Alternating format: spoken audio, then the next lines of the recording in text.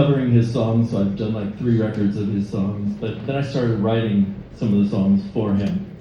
So these are a couple of those. These are going to be on volume 4 at some point, I guess. But well, this is just one. We're only going to do one because I only got 5 songs to do. So I'm going to do some of my songs. Wait, this is my song. Okay, forget it.